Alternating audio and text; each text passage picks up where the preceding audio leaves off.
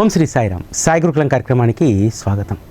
ఆధ్యాత్మిక మార్గంలో చాలామంది సత్సంగాలు అదేవిధంగా కీర్తనలు వినేటప్పుడు భగవంతుని యొక్క లీలలను అత్యంత ఆసక్తితో వింటారు. ఆ లీలలను వినడంతో పాటు ఆ లీలల అంతరంతరాల్లో ఉన్నటువంటి సారాన్ని గ్రహిస్తేనే మనకు ఫలితం ఉంటుంది. సచ్చరిత కూడా చాలామంది చదివేటప్పుడు బాబా చేసినటువంటి అద్భుతమైనటువంటి లీలలు, చాలామంది ఊదీ లీలలు, అదేవిధంగా సచ్చరితలో అనేక మంది భక్తులకు చేసినటువంటి లీలల గురించి చాలామంది చెప్తూ ఉంటారు. చాలామంది అవే వినడానికి ఆసక్తి చూపుతూ ఉంటారు. కానీ ఆ లీలల వెనుకాల దాగినటువంటి సారం మనం ఎవరము కూడా గ్రహించట్లేదు. బాబా మనకు బోధించినటువంటి సత్యం ఏమిటి, మనము ఆయా కాలాల్లో ఏ విధంగా మనం నిలబడాలి, కుంగిపోకుండా ఉప్పెన వచ్చినా సరే నిటారుగా ఉండేటువంటి స్థితి నీకు ఎలా నువ్వు పొందాలి అనేటువంటి విషయాన్ని బాబా అత్యద్భుతంగా చెప్తారు. ఈరోజు ప్రపంచంలో మనిషికి మధ్య వైషమ్యాలు, మనిషికి మధ్య ద్వేషం, ఓర్వలేనితనం, ఇవి చాలా ప్రధానంగా ఈరోజు మనుషులను కృంగదీసేటువంటి విషయాలు. ఇటువంటి సందర్భంలో బాబా భక్తులుగా మనం ఎలా ఉండాలి? ఇంకొక రకమైనటువంటి విషయం ఏమిటంటే, మనం ఏదైనా మంచి పని చేస్తున్నా సరే మన పైన విపరీతమైనటువంటి దూషణ జరుగుతూ ఉంటుంది. దూషణతో పాటు అభాండాలు మన పైన వేస్తూ ఉంటారు. నిన్ను తక్కువ చేసి మాట్లాడతారు. తక్కువ చేసి మాట్లాడినప్పుడు మనము ఆత్మన్యూన్యత భావానికి వెళ్తాము. మనం చేసేటువంటి పనుల్లో మనకు మనమే అనేక ఆటంకాలను కొని తెచ్చుకుంటాం. ఇటువంటి సందర్భంలో బాబా యొక్క జీవితాన్ని మనం గుర్తు చేసుకోవాలి. బాబా పైన ఈరోజు ఏదో విమర్శలు జరుగుతున్నాయి, బాబాని ఏదో అంటున్నారని చెప్పి చాలామంది ఆందోళన చెందుతూ ఉన్నారు కదా. ఆందోళన చెందాల్సినటువంటి అవసరం లేదు. మనిషి ఎదుగుతున్న కొద్దీ ఏ విధంగా అయితే ఆ మనిషిని కృంగదీయాలని, ఆ మనిషి పట్ల రకరకాలైనటువంటి అసత్య ప్రచారాలు ఏ విధంగా చేస్తారో అదే ఈరోజు జరుగుతున్నటువంటి పరిణామాలన్నీ కూడా. బాబా పైన ఎంతమంది ఎన్ని రకాలుగా మాట్లాడేవారు. ఒకప్పుడు బాబాను పిచ్చి ఫకీర్ అన్నటువంటి వాళ్ళు, పిచ్చి ఫకీరుగా చూసినటువంటి జనమే గొప్ప పరమాత్మగా వారిని పూజించలేదా? ఆ పిచ్చి ఫకీరు వద్దకు వేదాంగాలు చదివినటువంటి వారు, రకరకాలైనటువంటి స్థాయిల్లో హోదాల్లో ఉన్నటువంటి వారు గంటల తరబడి ఎందుకు కూర్చున్నారు? బాబాను పిచ్చి ఫకీర్ అని చెప్పి విమర్శించినంత మాత్రాన బాబా ఏమాత్రం కూడా కృంగిపోలేదే, ఎవరి మాటలు పట్టించుకోలేదే. వారు ఈ లోకానికి ఎందుకు వచ్చారు? తనను ఆశ్రయించేటువంటి బిడ్డలకు తను ఏమి ఇవ్వదలుచుకున్నారు? తనలో ఉన్నటువంటి పరమాత్మను గుర్తించేంత వరకు కూడా వారు ఎన్ని విమర్శలు వచ్చినా, ఎవరెన్ని మాటలన్నా ఎంత నిలకడగా వారు ఉన్నారు. ఇది కదా మన జీవితంలో మనం తీసుకోవాల్సినటువంటిది. ఈరోజు మనము మంచి పని చేస్తూ ఉంటే, సత్కార్యాలు చేస్తూ ఉంటే మనపైన రాళ్ళు పడుతూ ఉంటాయి. అంతేకాదు మనము మెత్తగా ఉంటే మనల్ని విమర్శించేటువంటి వాళ్ళు కూడా చాలామంది ఉంటారు. అటువంటి విమర్శలను మనము పట్టించుకుంటే మనం ఏ కార్య సాధన కోసమైతే ఈ భూమిపైకి వచ్చామో దాని యొక్క ఫలితాన్ని మనం పొందాం. నీ ఆత్మసాక్షికి తెలిసి ఉండాలి నువ్వు చేస్తున్నటువంటి పని ఏమిటి, ఆ పని వెనుక వచ్చేటువంటి ఫలితం ఏమిటి అనేటువంటిది మనకు సుస్పష్టంగా ఉందనుకోండి, మనము ఈ విమర్శలకు, మన పైన చేసేటువంటి ఆరోపణలకు మనము భయపడాల్సినటువంటి అవసరం లేదు. బాబా వచ్చినటువంటి ధనాన్ని దాచుకుంటున్నారు, ధనం వారికి విపరీతంగా వస్తుందని చెప్పి ఆరోపణ వచ్చినప్పుడు బాబా ఏమాత్రం కూడా తొణికిపోలేదు. బ్రిటిష్ ప్రభుత్వము బాబా పైన ఎంక్వైరీ వేస్తుంది. ఒక సిఐడి అధికారిని చక్రనారాయణ అనేటువంటి వ్యక్తిని షిరిడీకి పంపిస్తుంది. ఈ విషయాలన్నీ బాబాకు తెలిసినా వారు ఆ విషయం గురించి పట్టించుకోలేదు. ఎందుకంటే వారు చేస్తున్నటువంటి దాంట్లో ధర్మం ఉంది. వచ్చినటువంటి రూపాయిని సాయంత్రం కల్లా అందరికీ పనిచేస్తూ ఉన్నాడు. బాబా దగ్గర ధనం ప్రోగు చేసుకోవడం కానీ, ధనం మూటలు మూటలుగా ఉండడం కానీ లేదు. ఇటువంటి ఆరోపణ వచ్చినప్పుడు బాబా ఏమాత్రం తొణికిపోలేదే. మనం ఈరోజు ఒక సత్కార్యం చేస్తున్నప్పుడు, ఒక ఏదైనా సత్కార్యం కోసము డబ్బు ప్రోగు చేస్తున్నప్పుడు, డబ్బు మనం స్వీకరిస్తున్నప్పుడు ఆర్థిక లావాదేవీల్లోనూ మన పైన అనేక విమర్శలు వస్తూ ఉంటాయి. ఆ విమర్శ వచ్చినప్పుడు చాలామంది ఏంటంటే ఆ విమర్శకు కృంగిపోయి చేసేటువంటి పనిని వదిలేస్తారు. అలా వదిలేస్తే దాని వెనకాల ఉన్నటువంటి ఫలితము శూన్యమవుతుంది. కాబట్టి నీవు నిజాయితీగా ఉంటే ఎన్ని విమర్శలు వచ్చినా, ఎన్ని ఆరోపణలు వచ్చినా, నువ్వు ఈ సమాజానికి ఏమి చేయదలుచుకున్నావో దానిని నువ్వు నీ శక్తి వంచన లేకుండా మనం చేస్తూ వెళ్ళిపోవడమే. ఆ మంచి పని చేసేటప్పుడు నిన్ను గేలి చేస్తారు చూశారా, ఆ గేలి చేసేటువంటి వారే నీకు బలాన్ని ఇచ్చినట్టు. ఎందుకంటే నీ పైన అసూయా ద్వేషంతో వారు గేలి చేస్తున్నారు. బాబాను కూడా ఆ రోజు అనేక మంది గేలి చేశారు కదా. చేస్తే బాబా వారి యొక్క ప్రస్థానాన్ని అక్కడితో ఆపేశారా? షిరిడి నుంచి వెళ్ళిపోయారా? నాకెందుకులే అని చెప్పి చేతులు ముడుచుకొని కూర్చున్నారా? కాదు కదా. తను ఏ అవతార కార్యాన్ని కొనసాగించదలుచుకున్నారో దాన్ని కొనసాగించారు. ఎవరైతే గేలి చేశారో వారే శరణార్థులుగా వచ్చి వారి పాదాల వద్దకు వచ్చారు కదా. ఇది మన జీవితాలకు ఎంతగానో ఉపయోగపడేటువంటిది. ఈరోజు చాలామంది నాకు మెసేజ్లు పెడుతూ ఉంటారు, సార్ బాబా పట్ల అనేక రకాలైనటువంటి విమర్శలు చేస్తున్నారు సార్, ఇదేదో మాకు చాలా ఇబ్బందిగా ఉందని చెప్పి. ఒక్క విషయాన్ని మనం గుర్తు చేసుకోవాలి. పరనింద చేసేటువంటి వాడు, ఇతరులను గేలి చేసేటువంటి వాడు, విమర్శ చేసేటువంటి వారికి ఏం జరిగిందో మనకు పురాణ ఇతిహాసాలు చెప్తున్నాయి కదా. యాదవ కులస్తులు తమ కులగురు అయినటువంటి గరుడును అవమానిస్తే యాదవ కులం అనేక ఇబ్బందులు పడ్డది కదా.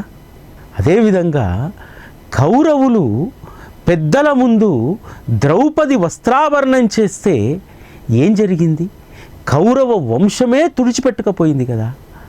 సకల శాస్త్రాలు చదివినటువంటి రావణ బ్రహ్మ కేవలం తన అహంకారంతో తన పతనాన్ని తానే కొని తెచ్చుకున్నారు కదా. వీళ్ళంతా కూడా పరనింద, వ్యామోహం, గురువును అవమానించినటువంటి వాళ్ళు, పెద్దలను గౌరవించినటువంటి వాళ్ళు, వారందరూ ఏమయ్యారో మనకు పురాణ ఇతిహాసాలు తెలియజేస్తున్నాయి కదా. అందుకనే బాబా తనను ఆశ్రయించినటువంటి వారికి చెప్పేటువంటి ప్రధానమైనటువంటి సూత్రం ఏమిటంటే, మీరు విమర్శ చేస్తే కృంగిపోకూడదు, అదేవిధంగా పరనింద మీరు చేయకూడదు. ఈ రెండు, విమర్శ అదేవిధంగా మిమ్మల్ని కృంగదీసేటువంటి గేలితనం, వీటిని పట్టించుకోవద్దు. అదేవిధంగా మిత్రమా, మీరు ఖచ్చితంగా పరనింద చేయకూడదు. పరనింద ఎంత పాపమో బాబా అద్భుతంగా చెప్పారు కదా. ఒక భక్తుడు ఇంకో భక్తుడిని విమర్శిస్తూ ఉంటే వాడి యొక్క కర్మలను ఎంత యథేచ్ఛగా నాకేస్తున్నావో చూసావా? ఈ సూత్రాన్ని మళ్ళీ మనము మనల్ని విమర్శించేటువంటి వారికి, మనల్ని గేలి చేసేటువంటి వారికి అప్లై చేయాలి. చాలామంది మనల్ని గేలి చేస్తే మనం కుంగిపోతూ ఉంటాం కదా. కుంగిపోకూడదు, సంతోషపడాలి. ఎందుకు సంతోషపడాలంటే, నన్ను వీడు గేలి చేసి నా యొక్క కర్మలన్నీ నాకుతున్నారు కాబట్టి నేను చేసేటువంటి పనిలో నేను విజయాన్ని సాధిస్తాను అనేటువంటి విశ్వాసం కనుక నీకు ఉంటే ఖచ్చితంగా నువ్వు విజయుడు అవుతావు.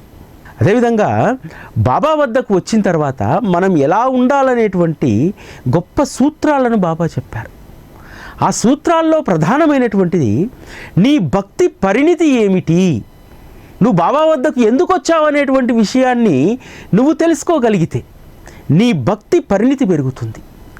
చాలామంది ఈరోజు మనం బాబా దగ్గరికి వచ్చి బిడ్డల కోసమనో, సమృద్ధి కోసమనో, లేకపోతే పలుకుబడి కోసమనో, స్థితి కోసమనో, ఉద్యోగం కోసమనో, పిల్లల కోసమనో రకరకాలుగా బాబా దగ్గరికి వస్తాం కదా. బాబాను అడుగుతూ ఉంటాం కదా. బాబా వద్దకు వచ్చిన తర్వాత అసలు కష్టాలే ఉండొద్దు అనుకుంటాం కదా. కష్టం వస్తే వెంటనే తీసేయని చెప్పి అడుగుతాం కదా.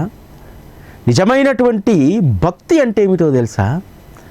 బాబా వద్దకు వచ్చిన తర్వాత కష్టాలు అనేటువంటివి మనం చవి చూడాలి.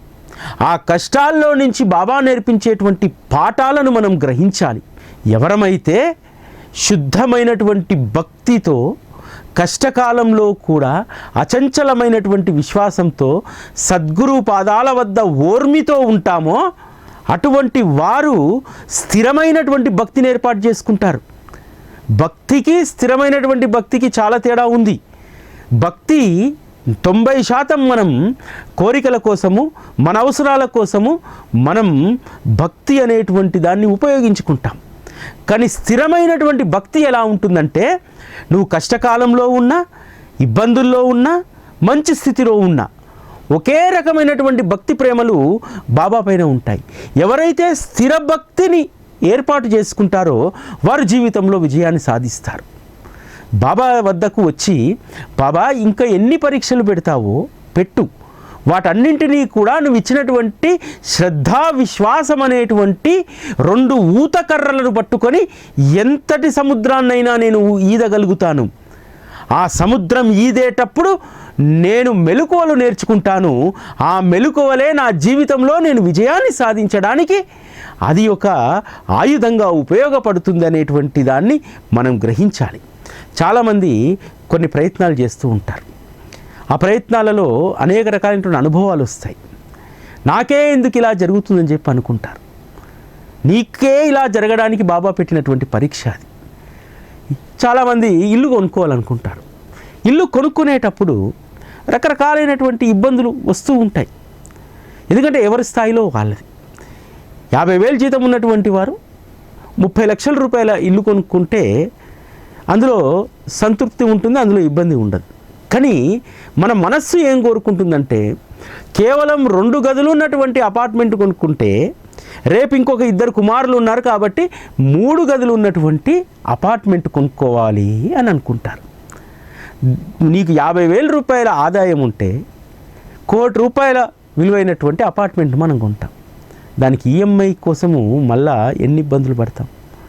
ఆ ఇబ్బందులు పడేటప్పుడు మళ్ళీ బాబా గుర్తొస్తూ ఉంటాడు. బాబా ఎలాగైనా సరే దీన్ని నుంచి బయటపడాడు.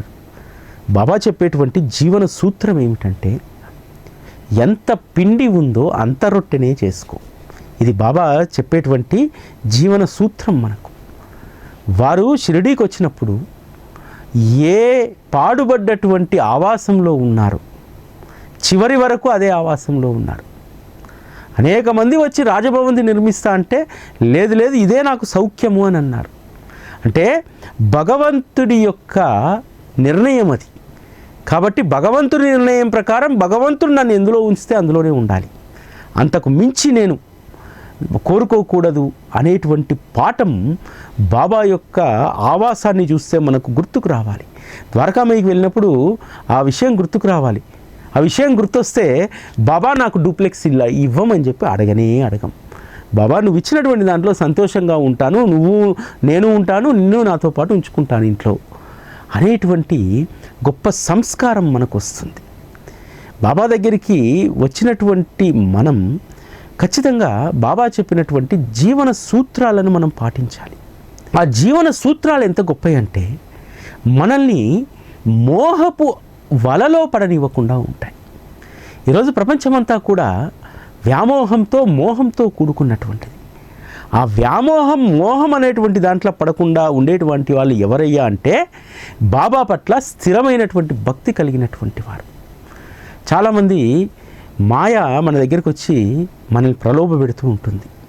రోజు మనం టీవీల్లో చూస్తూ ఉంటాం. 1,00,000 పెడితే 2 లక్షలు ఇస్తారు, 10 లక్షలు పెడితే 1 కోటి రూపాయలు వస్తాయి. ఇటువంటి వ్యామోహాలు మనల్ని వెతుక్కుంటూ వస్తూ ఉంటాయి. కానీ బాబా భక్తులు మాత్రం దానికి ఏ రోజు కూడా ఆ ప్రలోభాలకు లోను కారు. ఎందుకంటే బాబా యొక్క జీవితాన్ని మనం అర్థం చేసుకుంటే అది తెలుస్తుంది. అనేక మంది వచ్చి వెండి పల్లాలు, బంగారు పల్లాలు, బాబా ఈ భవంతి స్థానంలో మరో గొప్ప భవంతిని నిర్మిస్తానని చెప్పి అడిగినా సరే బాబా ఆ వ్యామోహపు దాంట్లోకి అడుగు పెట్టలేదు. అంతేకాదు పల్లకీ తీసుకొచ్చి బాబా నేను పల్లకీలో ఊరేగిస్తామంటే ఎవరైనా వద్దు అని అంటారా? ఎవరు వద్దనరు. కానీ బాబా మాత్రం ససేమిరా అన్నారు. నేను ఏ స్థితిలో అయితే ఇక్కడ ఉండాలని భగవంతుడు నిర్ణయించారు, ఆ స్థితిలోనే నేను ఉంటాను. నేను నడవడానికి నా కాళ్ళల్లో శక్తి ఉన్నంత కాలం నేను ద్వారకామయ్య నుంచి చావడికి నడిచే వస్తానని అన్నారు తప్ప ఏ రోజు పల్లెకి ఎక్కలేదే బాబా. అంతెందుకు, బాబా ఎటన్నా వెళ్తే ఇబ్బందిగా ఉంటుందని చెప్పి బాబా దగ్గర ఒక గుర్రం ఉంటే బాగుంటుందని చెప్పి ఆ గుర్రాన్ని తీసుకొచ్చి శ్యామకర్ణని తీసుకొచ్చి అప్పగిస్తే ఒక్కరోజైనా బాబా గుర్రం ఎక్కాడా?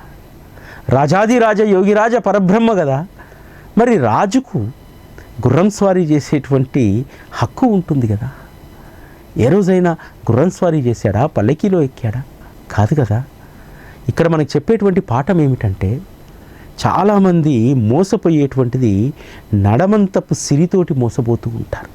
ఎంత సిరి వచ్చినా మనం ఎంత ఒదిగి ఉండాలి, దాన్ని చూసి మెడిసిపడకూడదు అనేటువంటి సత్యాన్ని బాబా మనకు తెలియజేశారు కదా. మొదట బాబా చిన్న చిన్న పుల్లల్ని ఏరుకొని వచ్చి ద్వారకామయిలో దునిలో వేసేటువంటి వారు. మొదట ఎవరూ కూడా ఏదో బేడనానో నయా పైసానో ఎంతో కొంత ఇస్తే వాటితో కర్రలో చిలుంలోకి పొగాకు ఇవి కొనుక్కునేటువంటి వారు.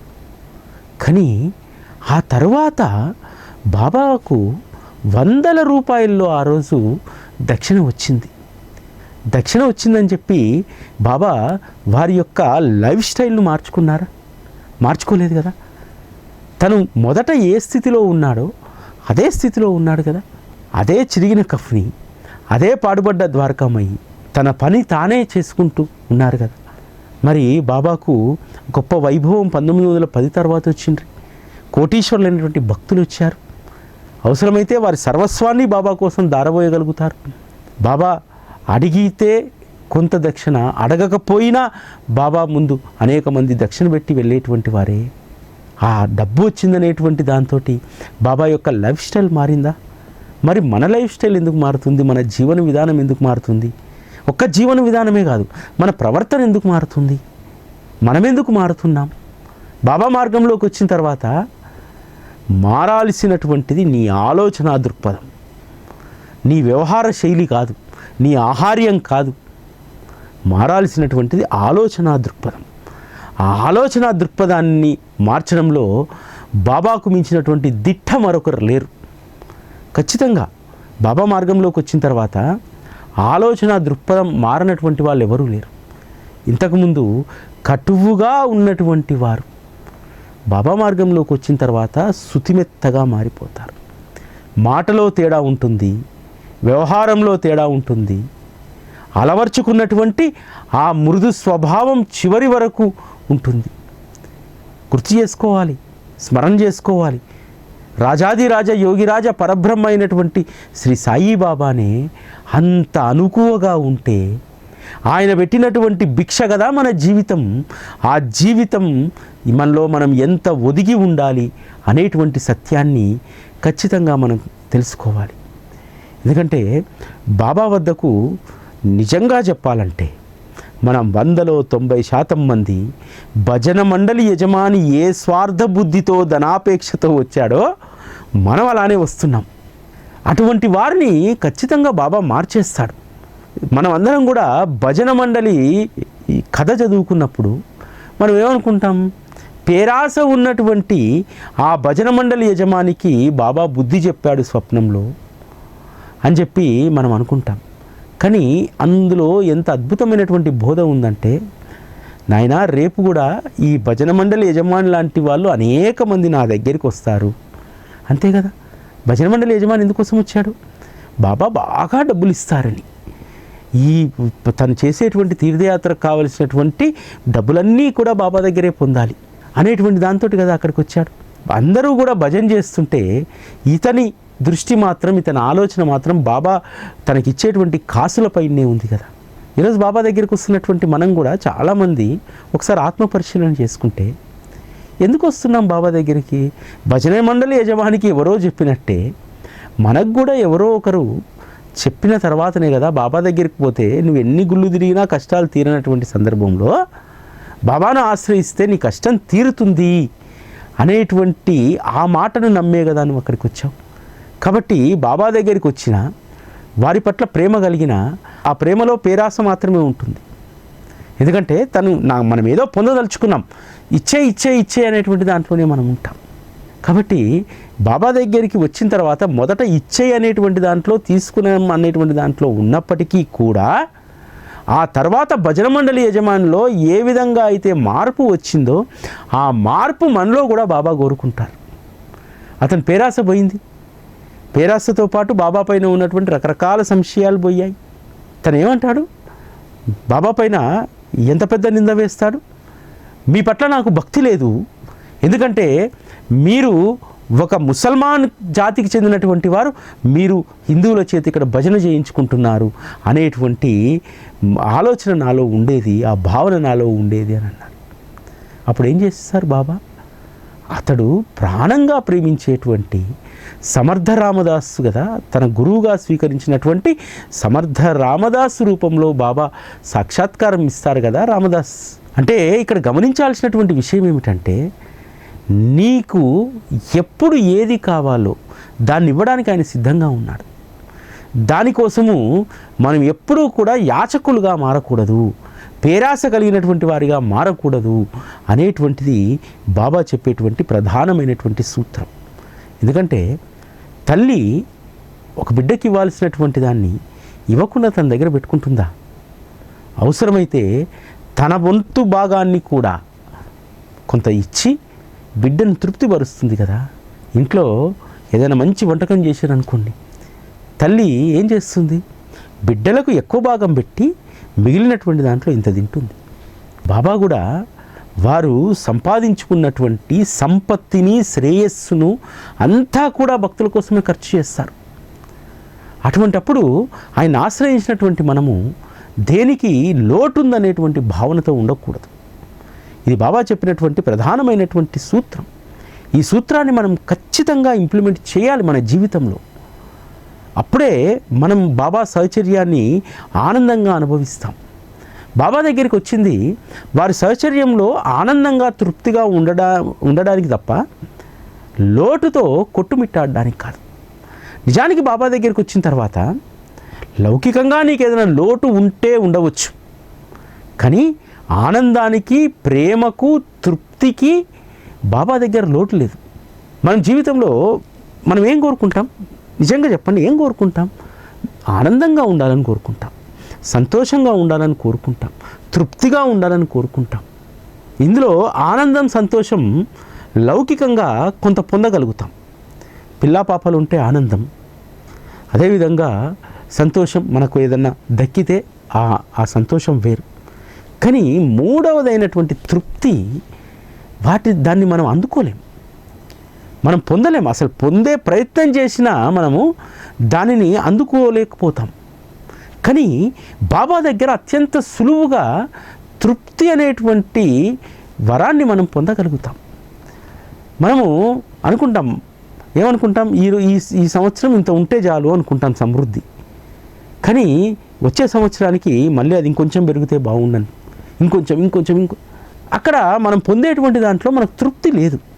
కానీ బాబా సాహచర్యంలో ఆ తృప్తి మనకు 100% ఉంటుంది.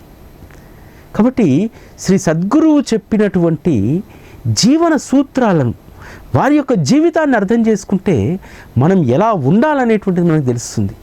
కొన్ని సందర్భాల్లో మనం బాబా దగ్గరికి వచ్చిన తర్వాత తృప్తిగా, ఆనందంగా ఉంటే దాన్ని కూడా విమర్శిస్తారు. లేదు లేవయ్యా, నీకు చేత కాదు, నువ్వు సంపాదించడానికి నీకు దమ్ము లేదు అని అంటారు.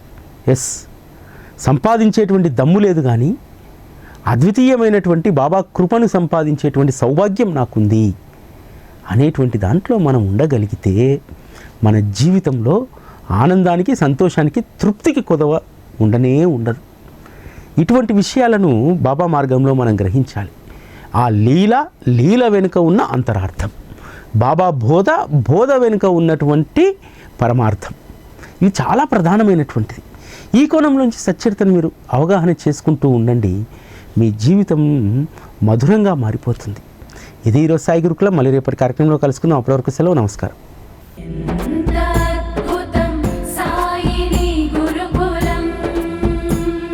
శిక్షణే తప్ప శిక్షలు లేని శరణాగతి సౌదం.